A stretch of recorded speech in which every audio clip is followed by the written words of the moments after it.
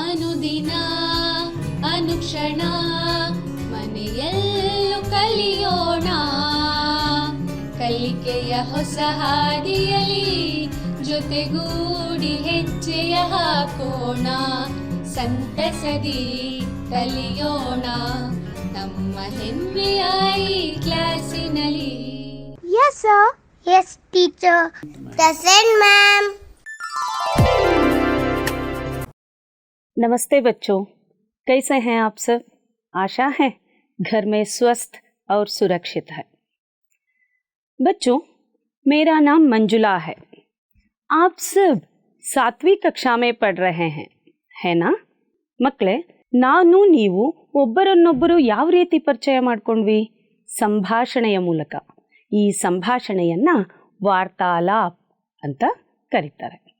यहाँ पर अब हम 7वीं कक्षा के दूसरा पाठ अध्यापक और विद्यार्थी, इस पाठ को एक वार्तालाप के रूप में समझने की कोशिश करेंगे। तो चलिए आप सब अपने हिंदी वल्लरी किताब के 9वें पृष्ठ को 9th पेज 9ನೇ ಪುಟವನ್ನ ತೆಗೆದು ಈ ಪಾಠವನ್ನ ಈಗ ಅಧ್ಯಯನ ಮಾಡೋಣ. ಮಕ್ಕಳೇ, ಇದಕ್ಕಿಂತ ಮುಂಚೆ ಒಂದು ಚಿಕ್ಕ ಸಂಭಾಷಣೆಯ ಆಡಿಯೋನ ಕೇಳ್ಬರೋಣವಾ? नमस्ते, मेरा नाम हिमांशी है। तुम्हारा नाम क्या है? नमस्ते, मेरा नाम सुनील है। तुम किस कक्षा में पढ़ती हो? मैं 7वीं कक्षा में पढ़ रही हूँ। यह मेरी बहन लावण्या है। मैं भी 7वीं कक्षा में पढ़ रहा हूँ। यह मेरा भाई गगन है। ಮಕ್ಕಳೇ, ಹಿಂದಿಯಲ್ಲಿ ಸಂಭಾಷಣೆಯನ್ನ ಆರಂಭಿಸುವಾಗ ನಾವು ಕೆಲವೊಂದು ವಿಷಯಗಳನ್ನ ಗಮನಿಸಬೇಕಾಗತ್ತೆ. ಅದನ್ನ ನಾವು ಇಲ್ಲಿ ಪಟ್ಟಿಯಲ್ಲಿ ನೋಡ್ತಾ ಹೋಗೋಣ. ಇಲ್ಲಿ ನೋಡಿ, ಮೈ ಹೂ ಇದು ಏಕವಚನದ ಪಟ್ಟಿಯಲ್ಲಿರುವಂತ ಎಲ್ಲಾ ಸರ್ವನಾಮಗಳು. ಇಲ್ಲಿ ಬಹುವಚನದ ಎಲ್ಲಾ ಸರ್ವನಾಮಗಳ ಪಟ್ಟಿಯನ್ನ ನಾವು ಇಲ್ಲಿ ಗಮನಿಸಬಹುದು. ಮೈ ಸರ್ವನಾಮ ಬಳಕೆ ಆದಾಗೆಲ್ಲ ವರ್ತಮಾನ ಕಾಲದಲ್ಲಿ ಹೂ ಪ್ರತ್ಯಯದಿಂದಲೇ ಅದು ಕೊನೆಗೊಳ್ಬೇಕಾಗತ್ತೆ. उदाहरण के लिए मैं अध्यापिका हूँ, मैं मंजुला हूँ. और यहाँ पर बहुवचन, अगर हम अध्यापिका या टीचर्स 2 और 2 से अधिक है, ಅಧ್ಯಾಪಿಕಾಯೇ ಹೇ, ಇಲ್ಲಿ ಗಮನಿಸಿ, ಹೇಗೆ ಬಿಂದಿ ಬಂದಾಗ ಅದು ಬಹುವಚನವನ್ನ ಸೂಚಿಸುತ್ತೆ. ಈಗ 2ನೇ ಸಾಲನ್ನ ನೋಡಿ, ತುಮ್ ಲಡ್ಕೆ ಹೋ, ತುಮ್ ಪ್ರತ್ಯಯ, ತುಮ್ ಸರ್ವನಾಮ ಬಳಕೆ ಆದಾಗೆಲ್ಲ ಆ ವಾಕ್ಯ ಹೋ ಇಂದ ಕೊನೆಗೊಳ್ಬೇಕಾಗತ್ತೆ. ಈ ತುಮ್ ನಿಮ್ಮ ಸಮವಯಸ್ಕರಿಗೆ ಬಳಸುವಂತಹ ಸರ್ವನಾಮ ಆಗಿರತ್ತೆ. ಇನ್ನು ತೂ ಹೇ ನಿಮಗಿಂತ ವಯಸ್ಸಿನಲ್ಲಿ ಚಿಕ್ಕವರಿಗೆ. ತೂ ಮೇರಿ ಛೋಟಿ ಬಹನ್ ಹೇ, ತೂ ಮೇರಾ ಛೋಟಾ ಭಾಯಿ ಹೇ. ಅವರಿಗೆ ಏಕವಚನಲ್ಲಿ ನೋಡಿ, ಈ ಹೇ ಏಕವಚನ ಆದ್ರಿಂದ ಇಲ್ಲಿ ಬಿಂದಿಯ ಅಗತ್ಯ ಇರೋದಿಲ್ಲ. ಹಾಗೆ ಆಪ್ अध्यापक हैं, आप वकील हैं, आप डॉक्टर हैं, तो यहाँ पर है बिंदी लगता है. ನಿಮಗಿಂತ ವಯಸ್ಸಿನಲ್ಲಿ ಹಿರಿಯರನ್ನ ಸಂಬೋಧಿಸುವಾಗ ಆಪ್ ಸರ್ವನಾಮವನ್ನ ಬಳಕೆ ಮಾಡಲಾಗತ್ತೆ. ಯಹ್ ಕಿತಾಬ್ ಹೈ, ಇದು ಅನ್ನೋ ಅರ್ಥ ಕೊಡುವಂತ ಯಹ್ ಕಿತಾಬ್ ಹೈ, ಯೇ ಕಿತಾಬೆ ಹೈ ಬಹುವಚನ್. ಇಲ್ಲಿ ನೋಡಿ, ಹೇಗೆ ಏಕವಚನ್ ಬಿಂದಿ ಇಲ್ಲ, ಇಲ್ಲಿ ಯೇ ಕಿತಾಬೆ ಹೈ ಬಹುವಚನ್ ಬಿಂದಿಯನ್ನ ಬಳಸಬೇಕಾಗತ್ತೆ. ವಹ್ ದೂರದ ವಸ್ತುವನ್ನ ಸಂಬೋಧಿಸುವಾಗ ವಹ್ ಕುರ್ಸಿ ಹೇ, ವೇ ಕುರ್ಸಿಯಾ ಹೇ. ಈ ರೀತಿ ಈ ವಿಷಯಗಳನ್ನ ನಾವು ಗಮನದಲ್ಲಿಡಬೇಕಾಗತ್ತೆ. ಇಲ್ಲಿ ಕೆಲವು ಉದಾಹರಣೆಗಳನ್ನ ಗಮನಿಸ್ತಾ ಹೋಗೋಣ. ನೋಡಿ, ಇಲ್ಲಿ ಯಹ್ ಲಡ್ಕಾ ಹೇ, ಯೇ ಲಡ್ಕೆ ಹೇ, ಯಹ್ ಕಿತಾಬ್ ಹೇ, ಯೇ ಕಿತಾಬೆ ಹೇ. ಯಹಾ ಕುರ್ಸಿ ಹೇ, ಯಹಾ ಪದದ ಅರ್ಥ ಇಲ್ಲಿ ಕುರ್ಚಿ ಇದೆ. ಹತ್ತಿರದ ವಸ್ತುವನ್ನು ಸೂಚಿಸುವಾಗ ಯಹಾ ಕುರ್ಸಿ ಹೇ. ಈ ಉದಾಹರಣೆಗಳನ್ನ ಗುರುತಿಸಿ ದೂರ ಇರುವಂತಹ ಏಕವಚನದ ವಾಕ್ಯಗಳಿಗೆ ವಹ್ ಲಡ್ಕಿ ಹೇ, ಹಾಗೆ ವೇ ಲಡ್ಕಿಯಾ ಹೇ, ವಹ್ ಕಲಂ ಹೇ, ವೇ ಕಲ್ಮೆ ಹೇ. और आगे देखिए, ವಹಾ ಕುರ್ಸಿಯಾ ಹೇ, ದೂರದ ವಸ್ತುಗಳನ್ನು ಸಂಬೋಧಿಸುವಾಗ ವಹಾ ಅಲ್ಲಿ ಅನ್ನೋ ಪದವನ್ನ ಅರ್ಥ ಮಾಡ್ಕೋಬೇಕಾಗತ್ತೆ. चलिए बच्चों, अब हम इस अध्यापक और विद्यार्थी इस पाठ को शिक्षक और छात्र, छात्र शब्द का अर्थ है विद्यार्थी, इन दोनों के बीच के वार्तालाप के द्वारा समझने की कोशिश करेंगे. ಈಗ ಒಬ್ಬ ಶಿಕ್ಷಕರು ಮತ್ತೆ ವಿದ್ಯಾರ್ಥಿಯ ನಡುವೆ ನಡೆಯುವಂತ ಸಂಭಾಷಣೆಯ ಮೂಲಕ ಈ ಪಾಠವನ್ನ ನಾವು ಅರ್ಥ ಮಾಡ್ಕೊಳ್ಳೋಣ. ಇಲ್ಲಿ ನೋಡಿ, सवाल जवाब, संवाद, वार्तालाप, बातचीत, ये सब संभाषण का ही अर्थ देते हैं. यहाँ पर एक संभाषण का नमूना प्रस्तुत है आप लोगों के सामने. अब हम इस पाठ का आदर्श वाचन शुरू करेंगे. मैं जो ही पढ़ते जाती हूँ, आप अपने हाथ में पेंसिल लेकर नए शब्दों को ರೇಖಾಂಕಿತ करते जाइएगा. ನಾನು ಈ ಪಾಠ ಓದ್ತಾ ಹೋಗ್ತಾನೆ, ಇಲ್ಲಿ ಬರುವಂತ ಹೊಸ ಪದಗಳನ್ನ ತಾವು पेंसिल ಅಲ್ಲಿ अंडरलाइन ಮಾಡ್ತಾ ಹೋಗಿ. विद्यार्थी: नमस्ते गुरुजी. अध्यापक: तुम्हारा नाम क्या है? विद्यार्थी: मेरा नाम रमेश है, यह मेरी बहन है. अध्यापक: तुम्हारी बहन का नाम क्या है? रमेश: मेरी बहन का नाम राधा है. अध्यापक: राधा, तुम कहाँ पढ़ती हो? राधा: मैं सरकारी स्कूल में पढ़ती हूँ. अध्यापक: यह तुम्हारा भाई है क्या रमेश? रमेश: हाँ, ये मेरे बड़े भाई है. अध्यापक: क्या नाम है इसका? रमेश: इनका नाम सुहास है. अध्यापक: तुम्हारे पिताजी क्या काम करते हैं? रमेश: मेरे पिताजी वकील है. अध्यापक: क्या वे इसी शहर में रहते हैं? रमेश: जी हाँ, वे इसी शहर में रहते हैं. गुरुजी, क्या मैं आपका नाम जान सकता हूँ? अध्यापक: हाँ, अवश्य. मेरा नाम पवन कुमार है. रमेश, तुम्हारा घर कहाँ है? रमेश: हमारा घर विजयनगर में है. आपका घर कहाँ है गुरुजी? अध्यापक: मेरा घर भी विजयनगर में है. तुम कभी मेरे घर आना बेटा. रमेश: हाँ गुरुजी, ज़रूर आऊँगा. अध्यापक: अच्छा चलो, देर हो रही है. रमेश: धन्यवाद गुरुजी, नमस्ते. चलिए बच्चों, अब हम इन अनुच्छेदों में युक्त, अनुच्छेद मीन्स पैराग्राफ, अनुच्छेदों में युक्त नए शब्दों के अर्थों को जानने की कोशिश करेंगे. अध्यापक, इसका समानार्थक शब्द है शिक्षक, छात्र विद्यार्थी, बहन ಸಹೋದರಿ. ಮಕ್ಕಳೇ, ಹೇಗೆ ಬ್ರದರ್ ಅಂದ್ರೆ ಅಣ್ಣ ತಮ್ಮ ಎರಡು ಆಗತ್ತೋ ಹಾಗೆ ಬಹನ್ ಅಂದ್ರೆ ಹಿಂದಿಲಿ ಎರಡು ಆಗತ್ತೆ. ಲೇಕಿನ್ ಛೋಟಿ ಬಹನ್ ತಂಗಿ, ಬಡಿ ಬಹನ್ ಅಕ್ಕ. ಉಸಿ ತರ ಭಾಯಿ, ಛೋಟಾ ಭಾಯಿ ತಮ್ಮ, ಬಡಾ ಭಾಯಿ ಅಣ್ಣ. ಭಾಯಿ ಅನ್ನೋ ಪದದ ಅರ್ಥ ಸಹೋದರ. ಶಹರ್ ನಗರ, पट्टण, देर, समय.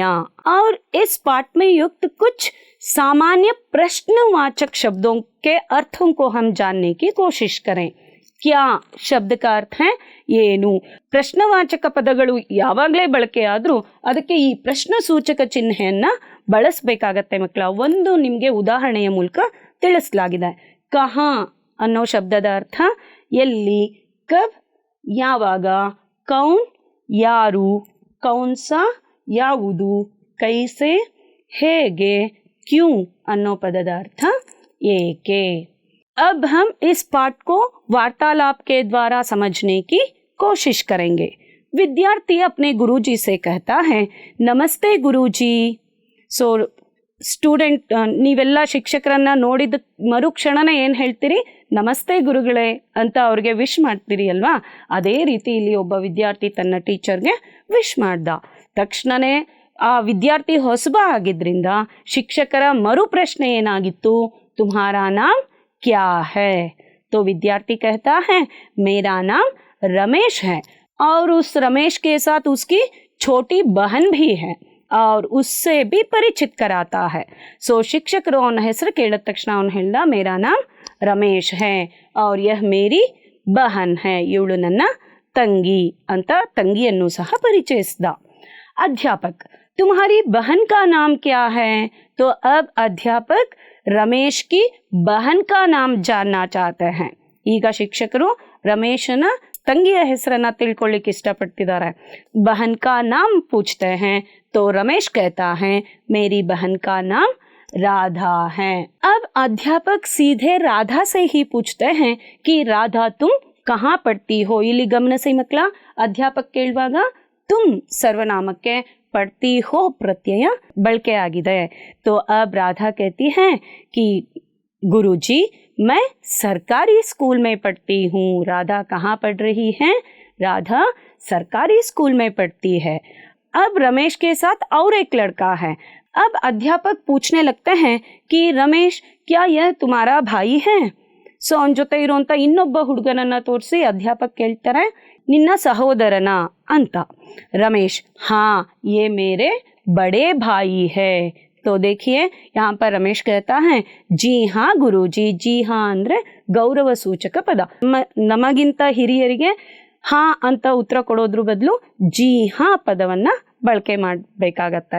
तो रमेश कहता है कि जी हाँ गुरुजी ये मेरे बड़े भाई है. बड़े भाई ಅಂದ್ರೆ ಅಣ್ಣ. अब अध्यापक उसके भाई का नाम जानने की कोशिश करते हैं. क्या नाम है इसका? अब रमेश बोलने लगता है इनका नाम सुहास है.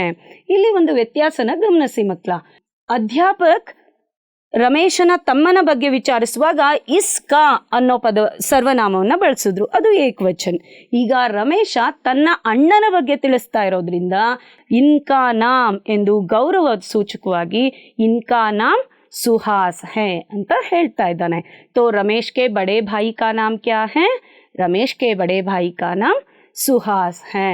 अब अध्यापक रमेश से और अधिक जानकारी पाने की ಕೋಶಿಶ್ करते हैं.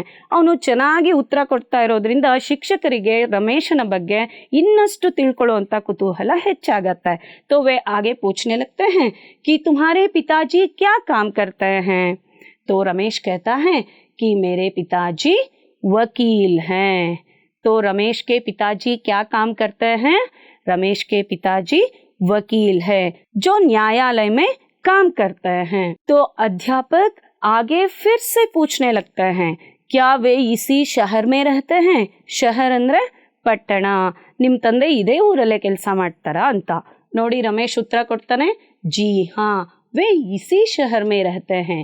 गुरुजी क्या मैं आपका नाम जान सकता हूँ? ಶಿಕ್ಷಕರು ಕೇಳಿದ ಪ್ರಶ್ನೆಗೆ ಉತ್ತರ ಕೊಟ್ಟಂತಹ ರಮೇಶ ನೋಡಿ ಟೀಚರ್ ಅನ್ನ ಏನಂತ ಕೇಳ್ತಾ ಇದ್ದಾನೆ? ಗುರುಜಿ ಕ್ಯಾ ಮೈ ಆಪ್ಕಾ ನಾಮ್ ಜಾನ್ ಸಕ್ತಾ ಹೂಂ. ಎಷ್ಟು ಗೌರವವಾಗಿ ವಿಧೇಯನಾಗಿ ಸರ್ ನಿಮ್ಮ ಹೆಸರೇನು ಅಂತ ತಿಳ್ಕೊಬೋದಾ? ಮಕ್ಕಳೇ, ಯಾವಾಗಲೂ ನಾವು ಇನ್ನೊಬ್ಬರನ್ನ ಭೇಟಿಯಾದಾಗ, ಇನ್ನೊಬ್ಬರನ್ನ ಪರಿಚಯ ಮಾಡಿಕೊಂಡಾಗ ಅತ್ಯಂತ ಗೌರವವಾಗಿ ನಮ್ಮ ಮಾತುಗಳ ಮೂಲಕ ನಮ್ಮ ಗೌರವವನ್ನು ಅವರಿಗೆ सूचस्ಬೇಕಾಗತ್ತೆ.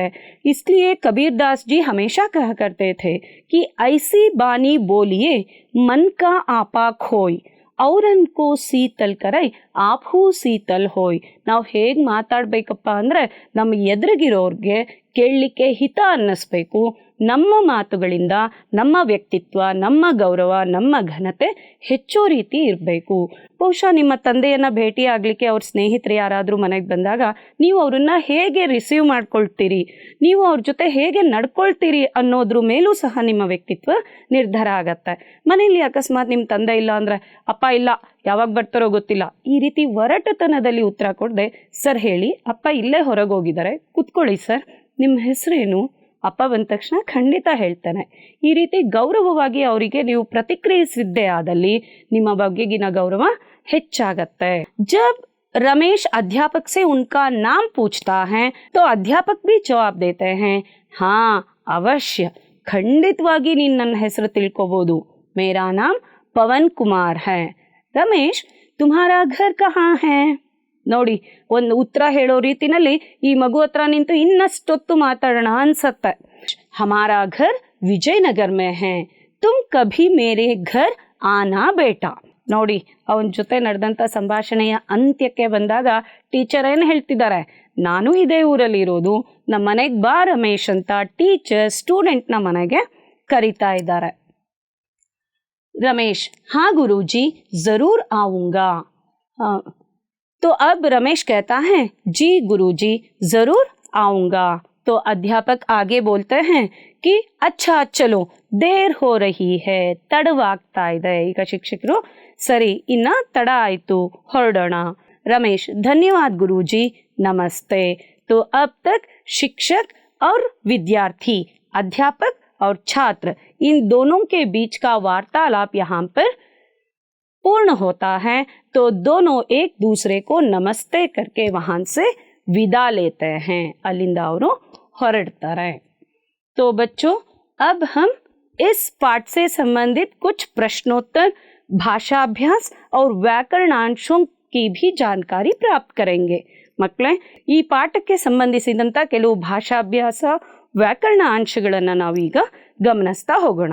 अब तक आप लोगों ने पाठ सुना है ना, तो अब बिना किताब देखे आप लोगों को इन प्रश्नों के लिए उत्तर देना है। पुस्तकवನ್ನ ನೋಡದೆ ಈ ಪ್ರಶ್ನೆಗಳಿಗೆ ನೀವು ಉತ್ತರಿಸ್ತಾ ಬನ್ನಿ। रमेश की बहन का नाम क्या है? जी हाँ, सही कहा आप लोगों ने। रमेश की बहन का नाम है राधा। अध्यापक का नाम क्या है? ठीक कहा आपने, अध्यापक का नाम पवन कुमार है। राधा कहाँ पढ़ती है? बिल्कुल ठीक तरह से याद किया आप लोगों ने, राधा सरकारी स्कूल में पढ़ती है। रमेश के बड़े भाई का नाम क्या है? रमेश के बड़े भाई का नाम सुहास है। अध्यापक का घर कहाँ है? अध्यापक का घर विजयनगर है।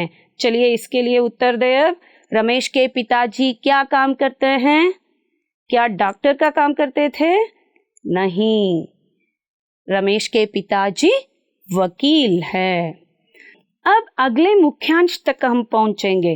पढ़ो, समझो और लिखो। बच्चों, इस सूची को देखते ही आप लोगों ने पहचान लिया कि यह लिंग परिवर्तन वाला सूची है।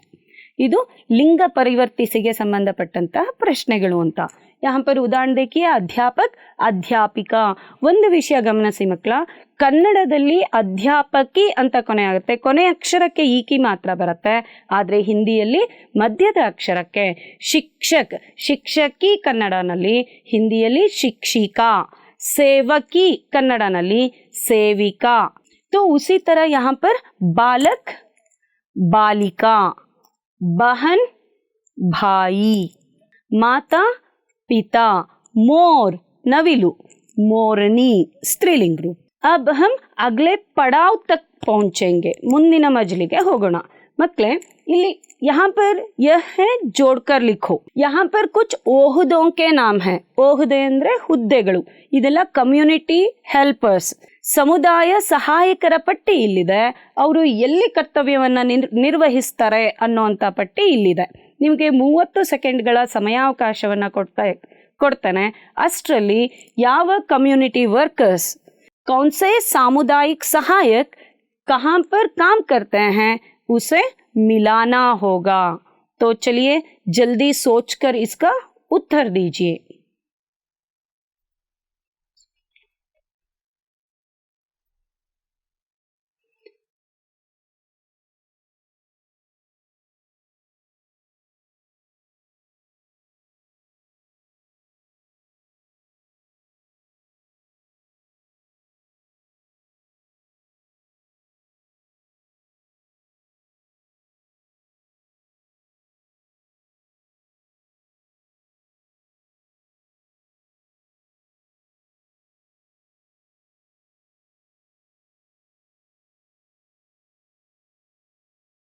तो क्या अब हम उत्तरों की जांच करें?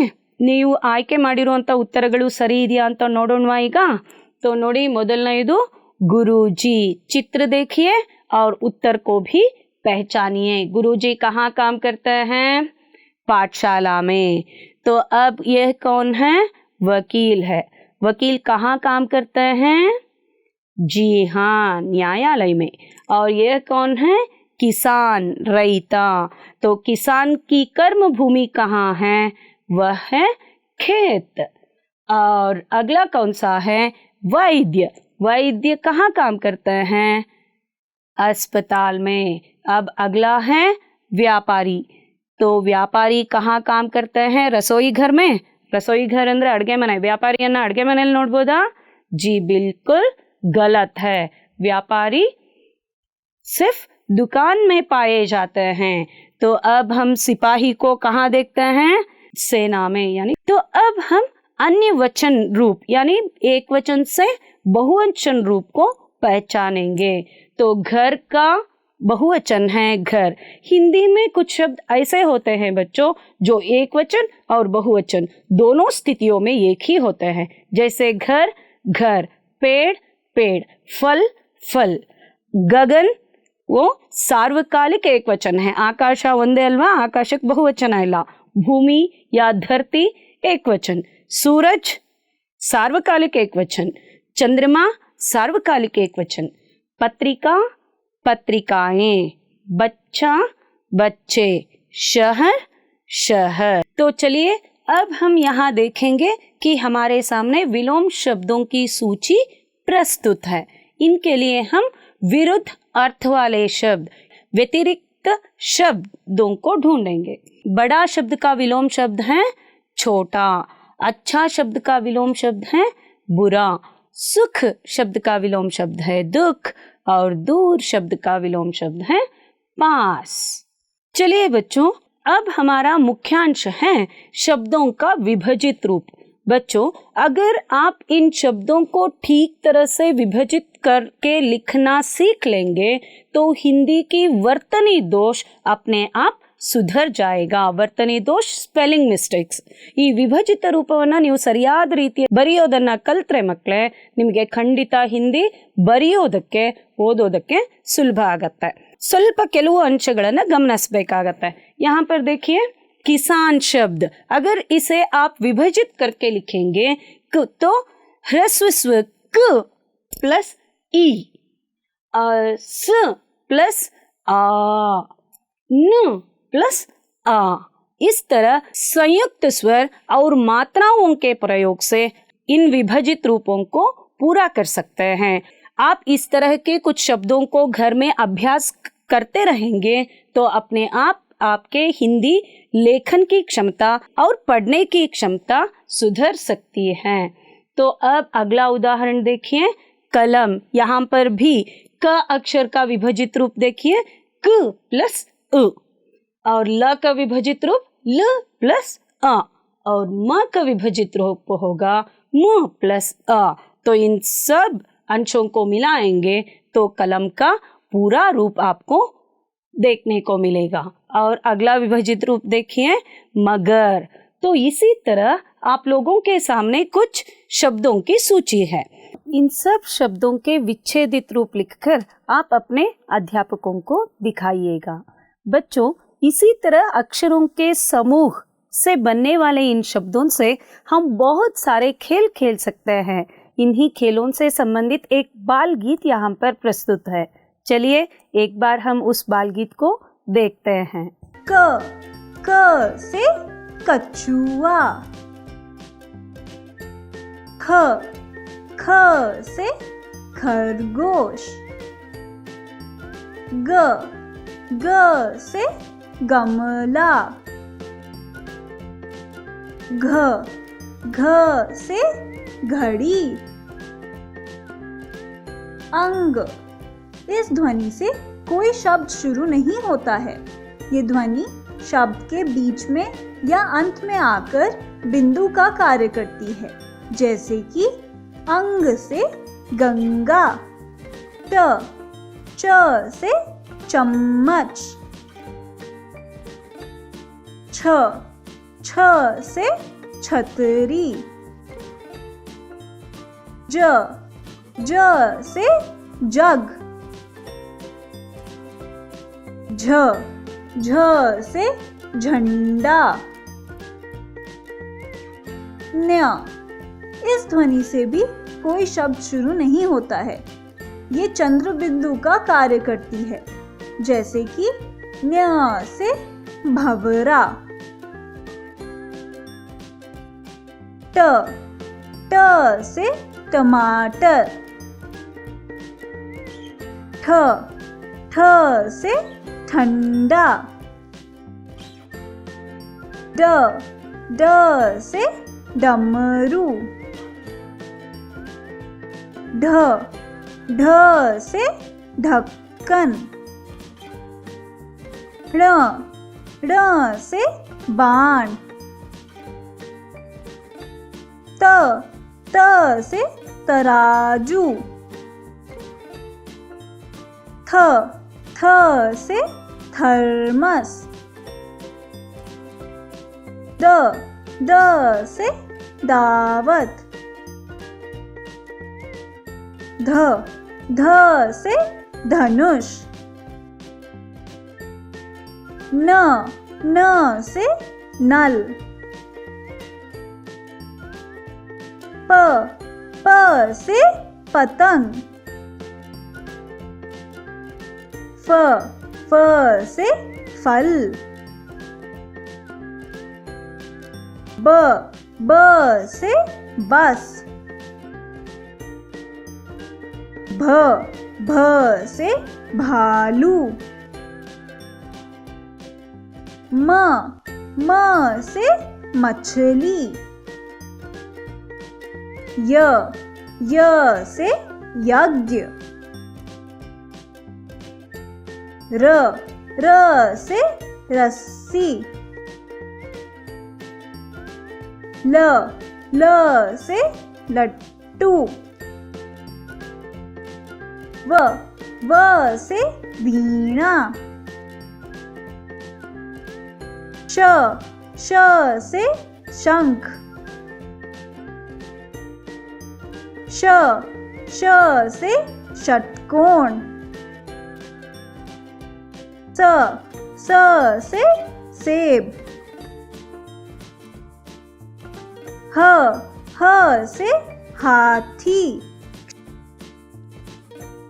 क्ष क्ष से क्षत्रिय, त्र त्र से त्रिशूल, ज्ञ ज्ञ से ज्ञानी। तो बच्चों अब हम गृह कार्य तक पहुंच चुके हैं। तो यहाँ पर जो 2 सवाल हैं इन्हें अपने नोटबुक में लिखिए और इनका उत्तर लिखकर अपने अध्यापकों को जरूर दिखाइए। इसके साथ साथ आपको यहाँ पर परियोजना कार्य है। परियोजना कार्य 1 एक्टिविटी और 1 प्रोजेक्ट वर्क। स्वतंत्रोत्सव आचरण तैयारी से संबंधित अपने दोस्तों के बीच हुए वार्तालाप लिखिए। ಈಗ ಅಧ್ಯಾಪಕ ಮತ್ತೆ ಶಿಕ್ಷಕ್ ಇವರ ನಡುವಿನ ವಾರ್ತಾಲಾಪನ ನೀವು ಗಮನಿಸಿದ್ರಿ ಅಲ್ವಾ, ಸಂಭಾಷಣೆಯನ್ನ ಗಮನಿಸಿದ್ರಿ ಅಲ್ವಾ? ಅದೇ ರೀತಿ ನೀವು ನಿಮ್ಮ ಸ್ನೇಹಿತನ ಜೊತೆ ಸ್ವಾತಂತ್ರ್ಯೋತ್ಸವದ ಆಚರಣೆಯ ಸಿದ್ಧತೆಯನ್ನ ಹೇಗೆ ಮಾಡ್ತೀರಿ ಅನ್ನೋದನ್ನ 10 ವಾಕ್ಯಗಳಲ್ಲಿ ಸಂಗ್ರಹಿಸಿ ಬರೆಯಿರಿ. ಅದನ್ನ ನಿಮ್ಮ ಶಿಕ್ಷಕರಿಗೆ ತೋರಿಸಿ.